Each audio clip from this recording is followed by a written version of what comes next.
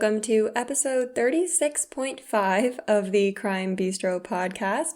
Since this episode is going to be the final part of our two-part series on the bizarre case of Anna Delvey, I'm your host, Anna Danino, not Delvey, just so that we don't get that confused. I do not want to be associated with her at all. But I know it's been a couple of days, so before we really get into the bulk of this episode, I am going to provide you with just a little refresher on everything that we talked about last time. So Anna Delvey, formerly Anna Sorokin, moved from Germany to the United States to completely reinvent herself in New York City.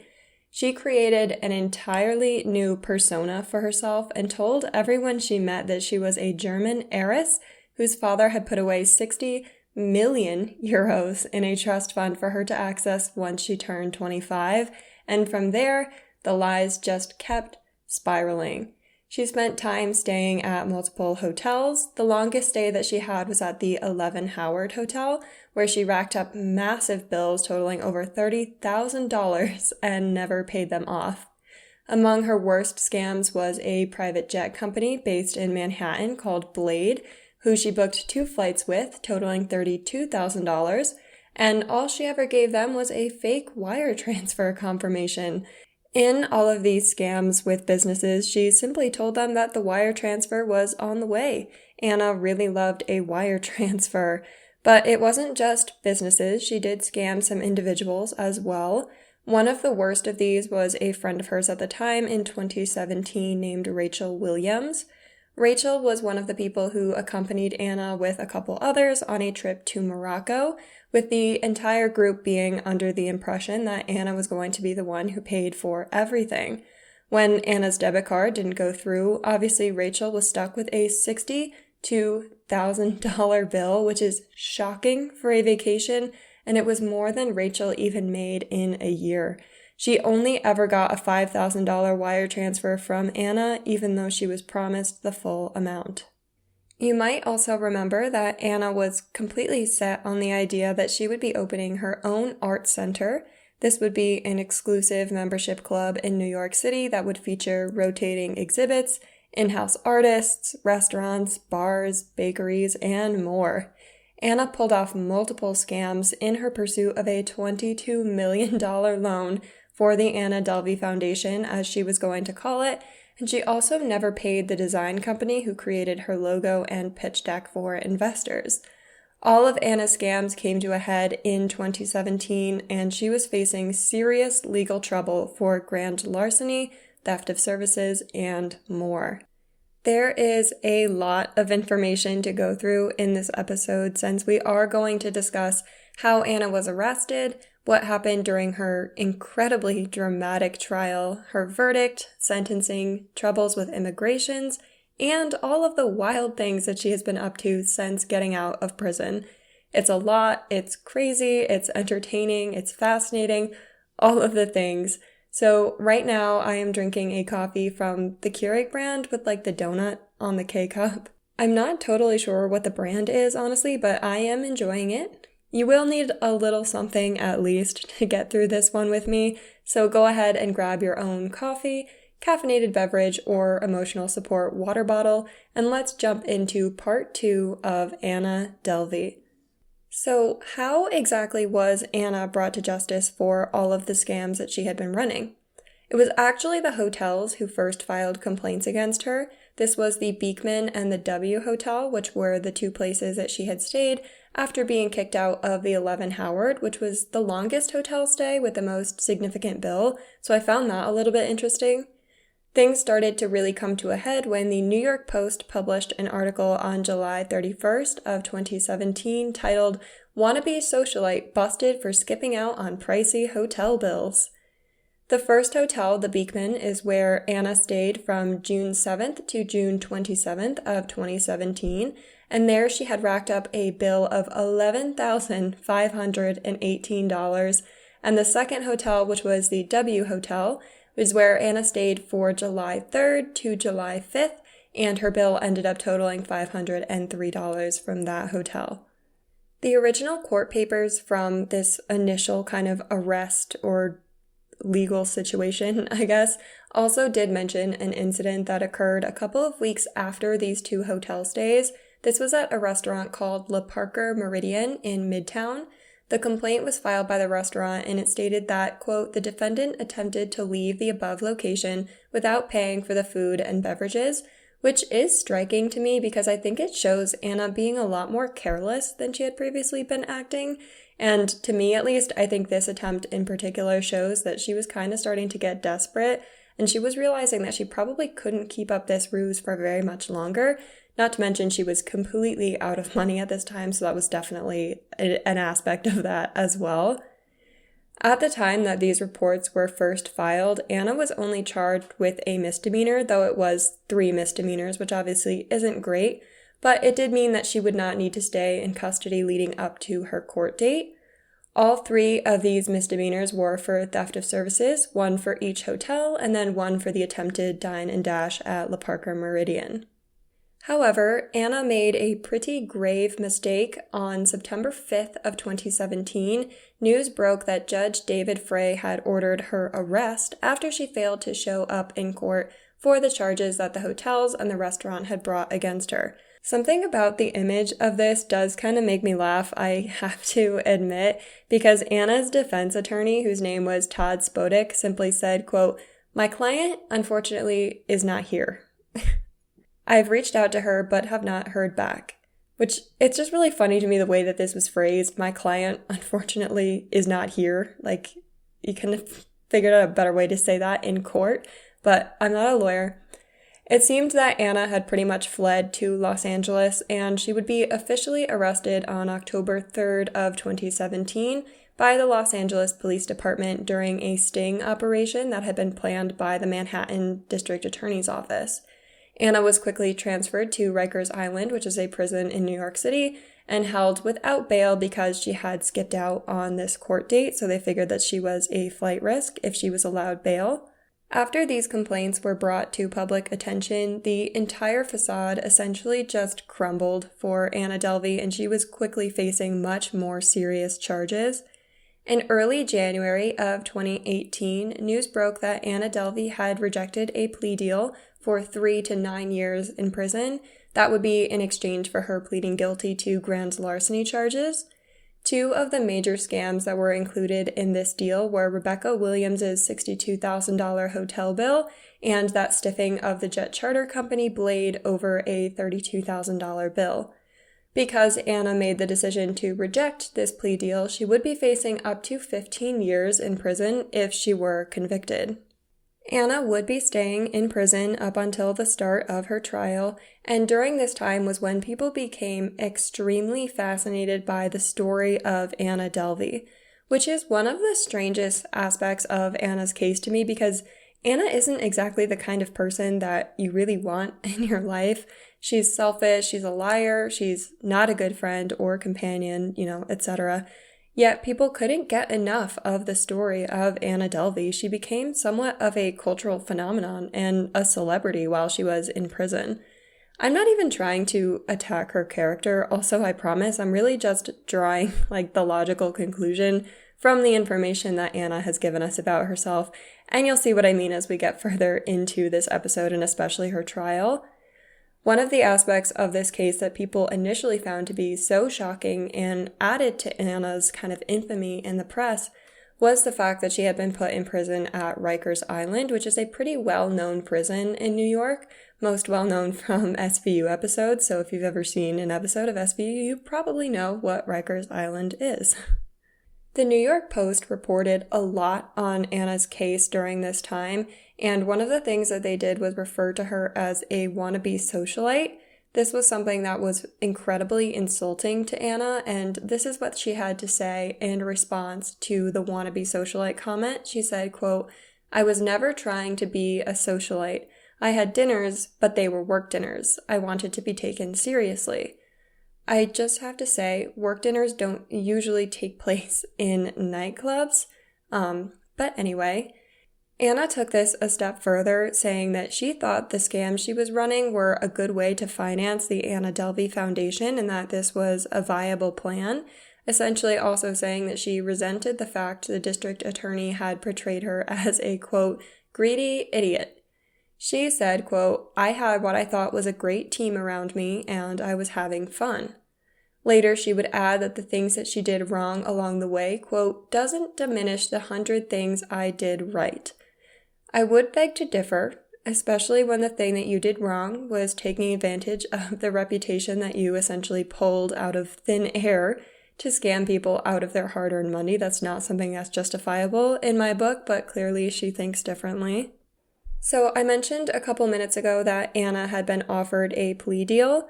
This would be 3 to 9 years in prison in exchange for pleading guilty to grand larceny charges. Anna did reject this plea, but her lawyers would later come back with their own counteroffer. Anna would take the plea if prosecutors lowered her time in prison to only 1 to 3 years. Both sides submitted their papers to the judge, whose name was Diane Kiesel. She would be making the ultimate decision on the defense's new offer. But right after this happened, as Anna's lawyer, Todd Spodek told the press, quote, there's been significant entertainment industry interest in her story. We are hopeful that after Judge Kiesel considers all of the mitigating factors and a solution to provide restitution to the victims, Anna will receive 1 to 3, and with the time in jail counting towards her sentence, be able to return to Germany. This I do find fascinating because it's one of the first times that we see Anna and the team around her realizing that all of this attention could be extremely beneficial for her, and she started to see how her newfound fame could operate to serve her own interests. So at that point, it was decided that Anna Delvey would be going to court to be judged for her crimes, and Judge Kiesel determined that she would be going to trial facing a sentence of 3 to 9 years in prison. And defense attorney Todd Spodek was on the right track to believe that Anna's newfound fame would be a major part of this case. However, he thought that it would work in her favor, and Judge Kiesel actually had a different opinion entirely. By June of 2018, Netflix had written up a deal to buy the rights to Anna's story. This was a series that was going to be written and produced by Shonda Rhimes herself. Judge Kiesel was not fond of this development at all, and in court she said, quote, I see no remorse. She seems more concerned about who is going to play her in the movie than what she's done to the people she allegedly took advantage of.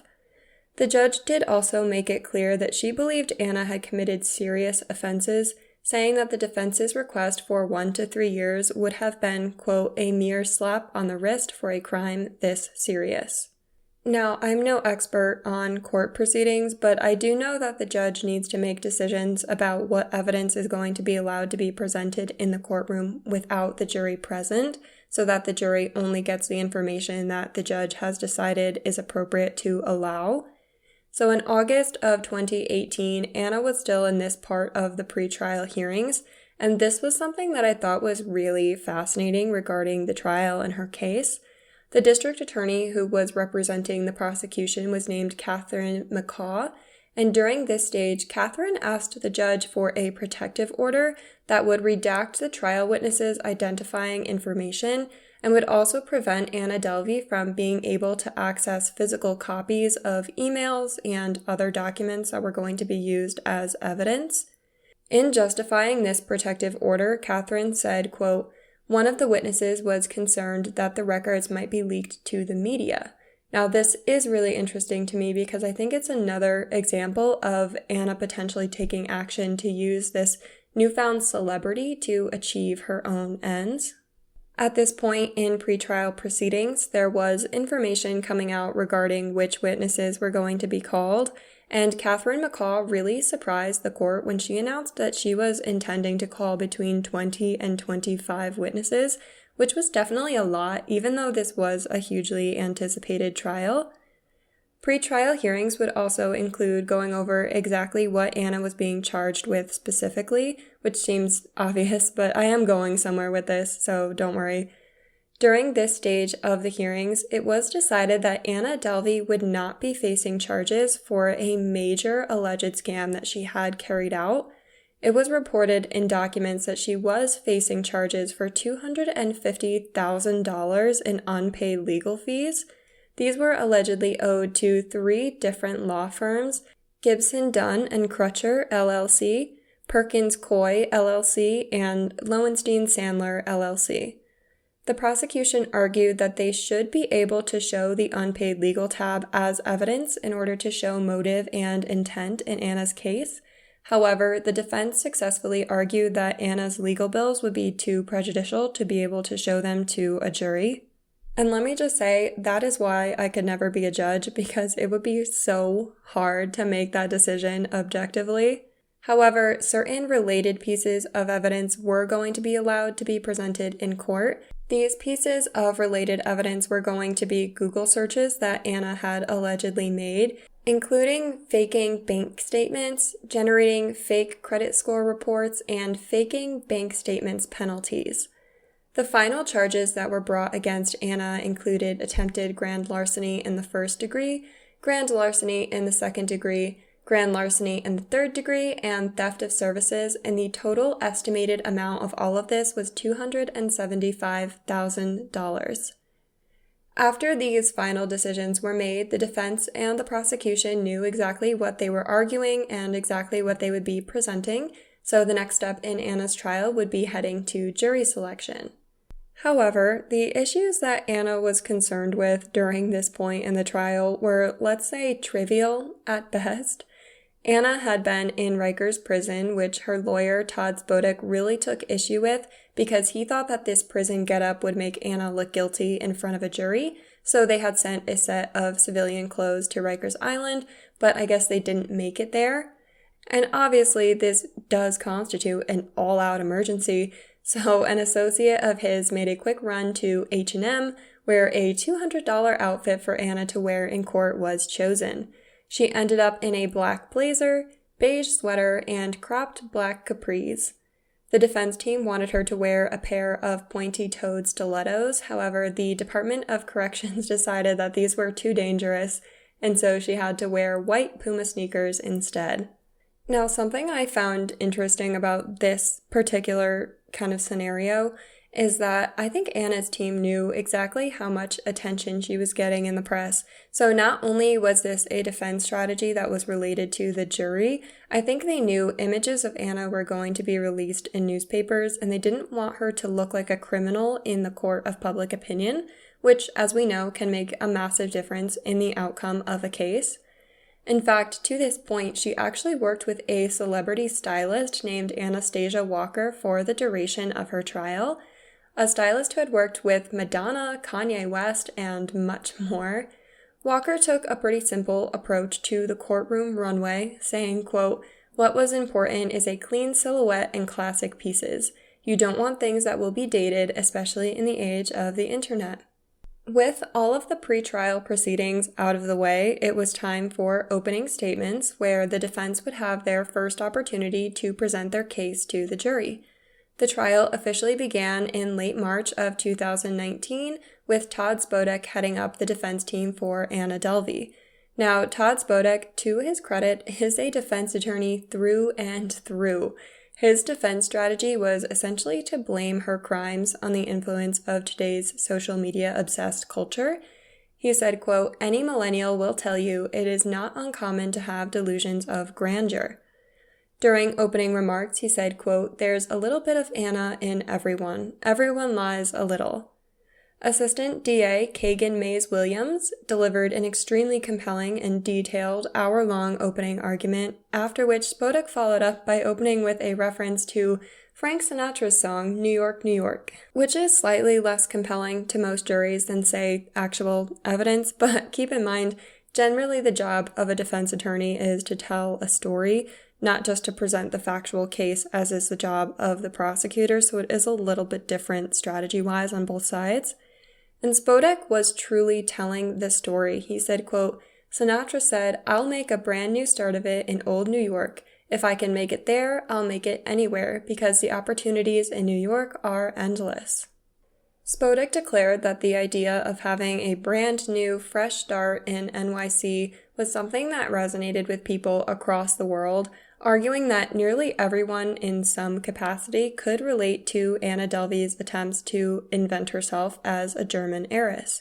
And he really went after this defense, claiming that her crimes were, quote, "moxie," and that she was merely following the unwritten rules of New York high society, fake it until you make it. He even doubled down on this reference to Frank Sinatra, saying that, quote, Anna had to kick down the door to get her chance at life. Just like Sinatra had to do it in his way, Anna had to do it in her way. However true this might be, I think it certainly doesn't apply to frauds that equal hundreds of thousands of dollars, and the Anna Delvey Foundation, including that infamous pitch deck, were huge pieces of the prosecution's case, and they were really difficult to diminish in the eyes of a jury. But Spodek, to his credit, did not back down on this defense strategy even slightly, and many people found it to be shocking that he repeatedly argued Anna Delvey's schemes had always worked out for her because, quote, somebody always picked up the check. He conceded that Anna Delvey was unorthodox and possibly unethical, but that nothing she had done was, advertently illegal, which I don't really get.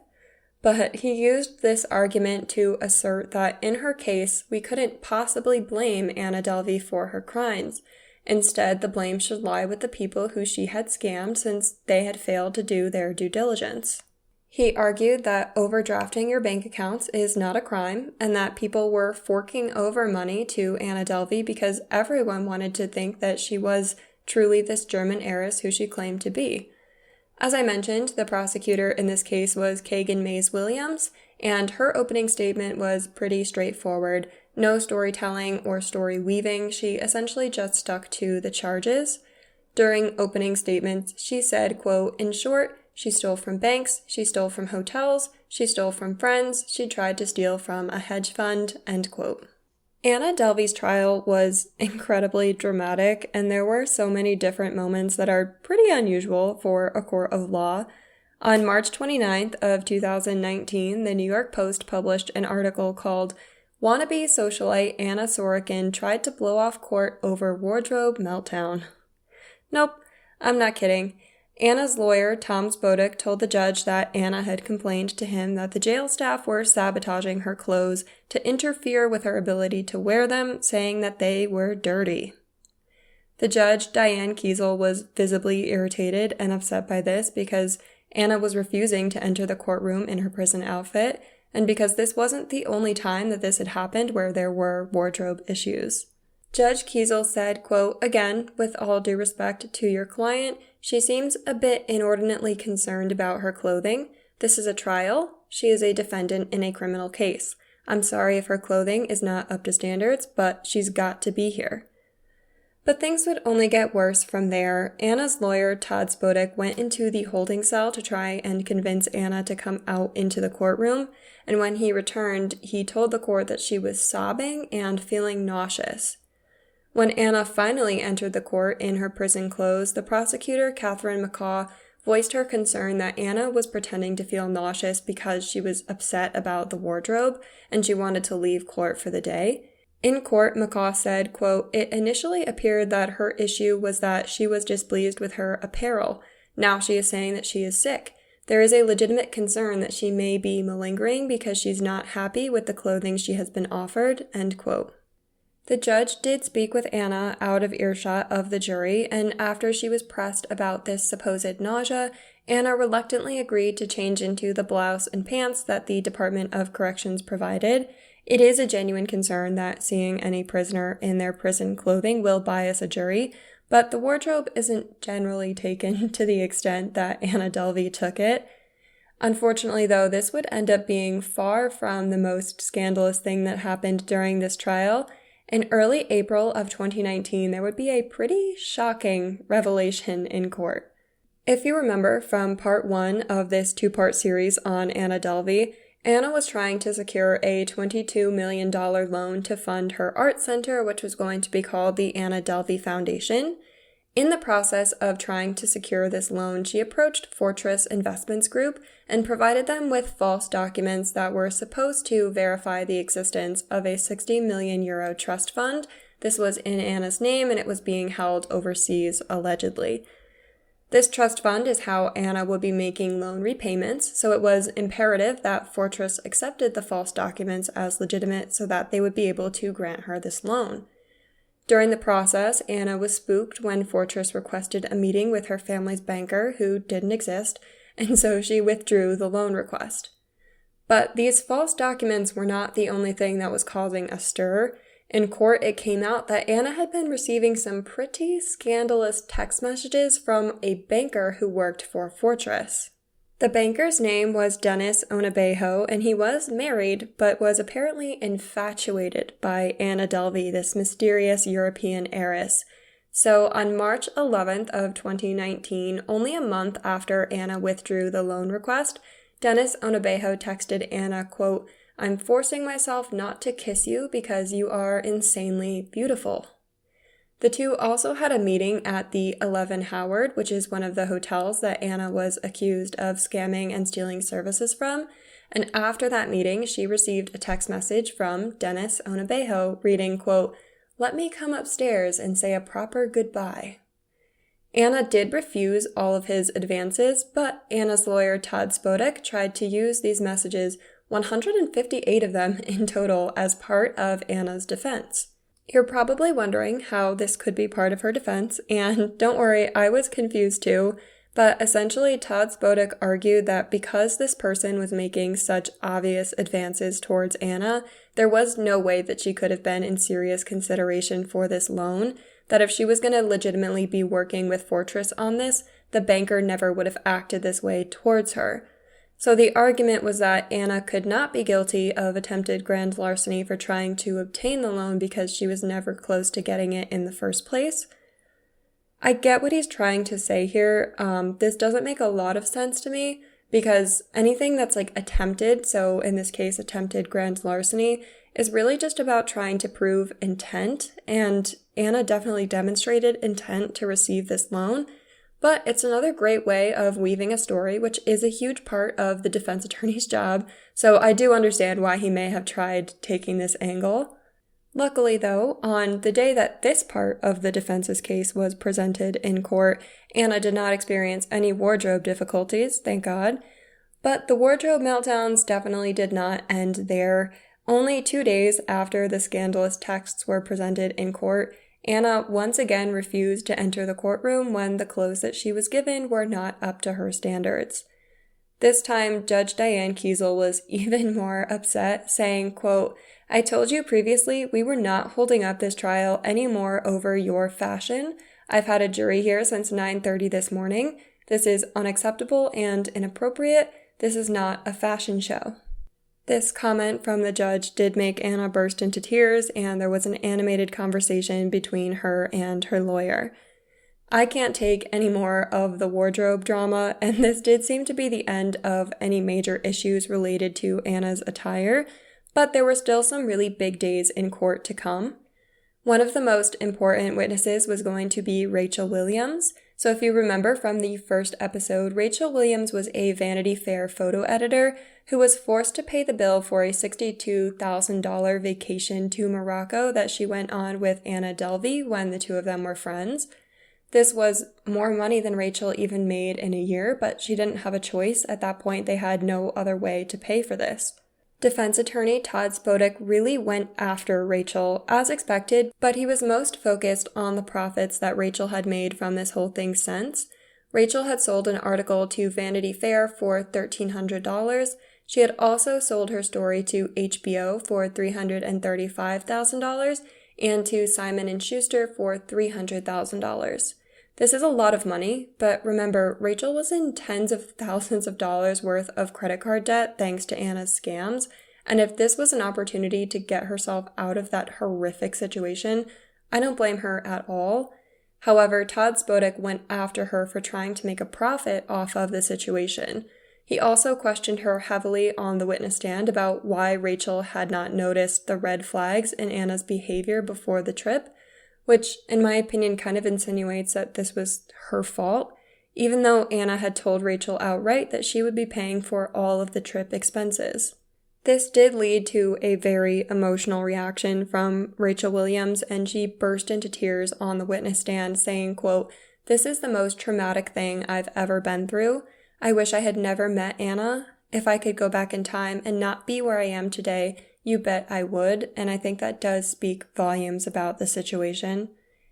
In total, Anna's trial lasted for 5 weeks, and after the prosecution presented their case against Anna, including some very compelling and pretty damning evidence, Anna herself did refuse to take the stand. So at that point, the defense and the prosecution both rested, and the jury went to deliberate, which took them a total of 2 days. The jury was comprised of 9 women and 3 men, and things actually seemed to be going really poorly for a minute there. When they reached a stalemate during deliberations, the jury came and told Judge Diane Kiesel that there was a single holdout who was being closed-minded and who was hindering discussions. Luckily, Judge Kiesel was able to handle these difficulties with the jury, and after those 2 days, the jury returned with their verdict. Anna Delvey was found guilty on one of the 2 charges of attempted grand larceny that had been brought against her. She was also found not guilty for the charge related to Rachel Williams having to pay that $62,000 for their Morocco trip, and on a total of 10 separate charges, Anna was found guilty on 8 of them. Now that the guilty verdicts were in, the court was going to move into the sentencing phase for Anna Delvey, and on May 9th of 2019, Anna's sentencing was announced in court. She had received 4 to 12 years in prison. Judge Kiesel herself did have a few things to say about Anna, and on that day she said, quote, "I am stunned by the depths of the defendant's deception, her labyrinth of lies that kept her con afloat."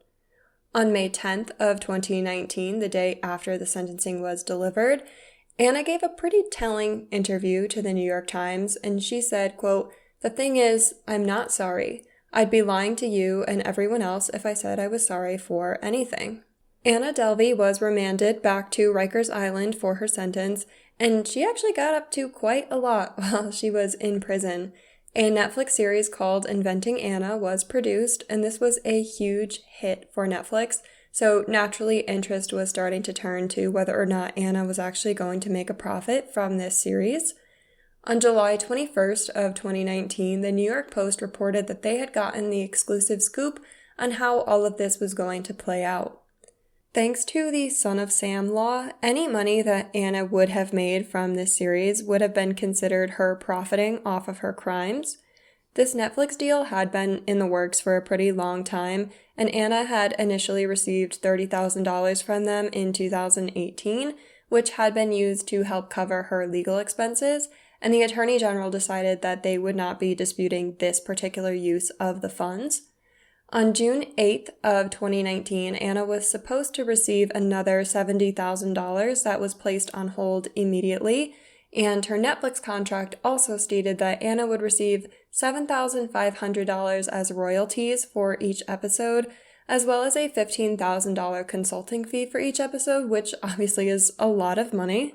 When Anna was sentenced, Judge Diane Kiesel determined that the final amount she would need to be repaying for her crimes was $198,956 as restitution. So all of this was sorted out when Anna received her final payment from Netflix in 2022, which totaled $320,000. Of that sum, Anna needed to pay the entire restitution amount, $24,000 in state fines, and $75,000 in attorney's fees, and from there she was going to be able to keep whatever was left. Besides these dramatics with the restitution payments, Anna had a pretty interesting time in Rikers.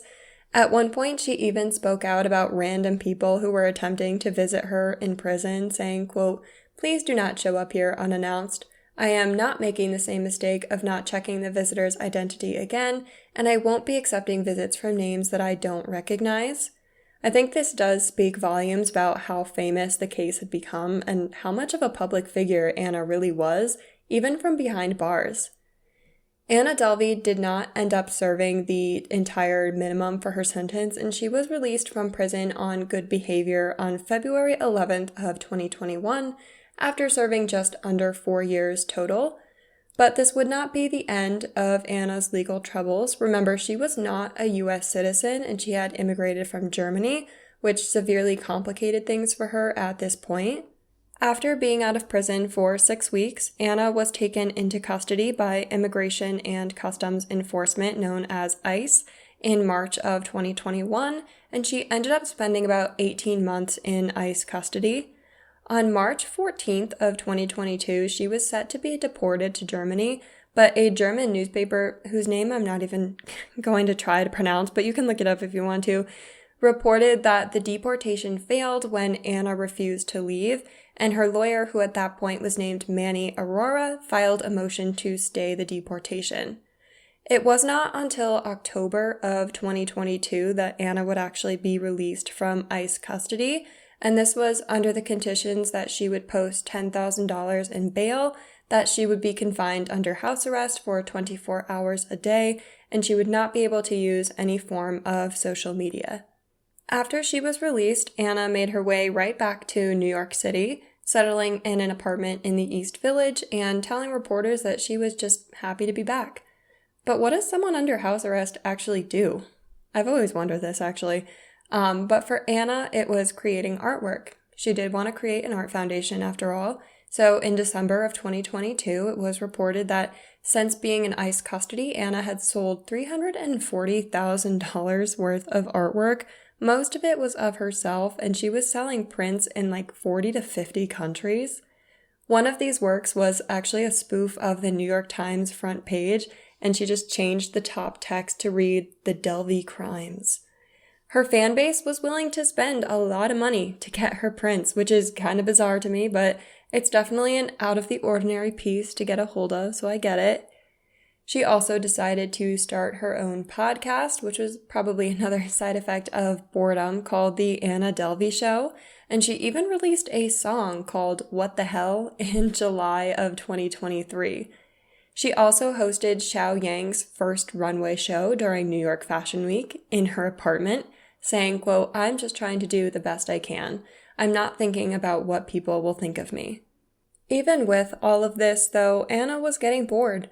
And so in February this year, she said that the house arrest and social media ban felt more restrictive to her than being in prison had felt, and she asked a Manhattan federal judge to allow her to use social media. A filing to this end read that the rules of her house arrest are, quote, "exceedingly punitive and unreasonably infringe upon Ms. Sorokin's freedom of speech." As of August 2024, Anna has been allowed to be back on social media. Primarily Instagram is where you'll see most of the things that she's doing. And now we're going to get into, in my opinion, the craziest part of the Anna Delvey story and the most recent update in her life, Dancing with the Stars. Yes, you did hear me correctly. On September 4th of 2024, it was announced that Anna Delvey is going to be performing on Dancing with the Stars for season 33. People were shocked by this for understandable reasons, and public opinion has been very mixed. However, this is raising a lot of questions as well. Obviously, this is a show that tapes in Los Angeles, and Anna Delvey is still on house arrest, and the current conditions are that she can travel within 70 miles of her apartment and anywhere within the 5 boroughs of New York City. She also has an electric monitor on her ankle, and it has been confirmed that she'll be filming with the monitor still on. On September 5th of 2024, Anna revealed that she had gotten special permission from ICE to travel out of state in order to be present for filming. Like I mentioned, the opinions on this have been extremely mixed, but someone from Dancing with the Stars' own network, ABC, has been extremely vocal about her negative feelings towards the show's decision, none other than Whoopi Goldberg. She recently said, quote, "I think back to the families who have had family members arrested by ICE who have gone to the courts to get their dad or their brother or their mother back, and this woman, they gave her permission to go do this. Now, I think there's a reason. Is there a 2-tiered system here with ICE?" She went on to say that the decision to let Anna on the show by ICE was a slap in the face, quote, "for a lot of people who've been trying to make their way back to this country." However, other people like showrunner Conrad Green don't believe that there's anything wrong with the casting choice, saying, quote, "We've always tried to be a very broad church when it comes to the types of people, the types of backgrounds, the types of stories we have on the show. Anna is fascinating to a lot of people. A lot of people have watched the dramas about her life and have followed her story, so I think there's an inherent curiosity about her." Now, these are obviously the most recent updates, but the media storm that resulted from Anna's casting announcement on Dancing with the Stars is understandable. I think that we wouldn't do this story justice without talking about how strange it is that so many people support Anna Delvey despite what she did, and how she was able to scam her way into an entire career, and a very successful one as a public figure. I think a huge part of this is the idea of victim blaming kind of running rampant in Anna's case, because from the outside looking in, it is really hard to understand why people and businesses were blindly trusting the word of Anna Delvey despite having evidence to the contrary. And while I do sort of get why people would think this way, I think we also need to look at this from a slightly more realistic perspective. People tend to believe what they can physically see, and Anna was an excellent con woman. On the outside, she appeared to be wealthy, she had a lot of powerful connections, she was hanging out with famous and successful people, and her confidence in all of this was astounding. It created this strange dichotomy between what people were seeing and being led to believe, and the red flags in Anna's behavior that weren't always visible, and the result was that people tended to trust her. It's very strange. I think the other thing that people are drawn to in Anna's case is that she was faking this life that so many people glamorize and dream of living. Money, success, connections, living in New York City, and the fact that it was all a facade is fascinating. I think that we all, in some sense, view that kind of financial advantage as a dream, like as a form of security, and as the key to living the life that we truly want. In the modern world, we're kind of thinking about money all of the time in some sense. But what's interesting about Anna is that she took this to a completely new level, and it's clear that she didn't just want money and notoriety, she was completely obsessed with it. It's kind of like watching a saga play out in real life, and something about Anna's story feels like a novel or a movie script. What I will say about all of this, though, is that while the story is fascinating, I kind of think the fascination should end there. Anna should not be able to profit off of the scams that she ran, because all of this is doing is demonstrating to her that she shouldn't have to be remorseful for the things that she did. It's a story that proves that crime can pay. Is that the message that we really want to be sending people? Because I certainly don't think so. People can absolutely write books and produce television series about Anna, but the way that she is put on a pedestal in the media is weird, and in my opinion, really wrong.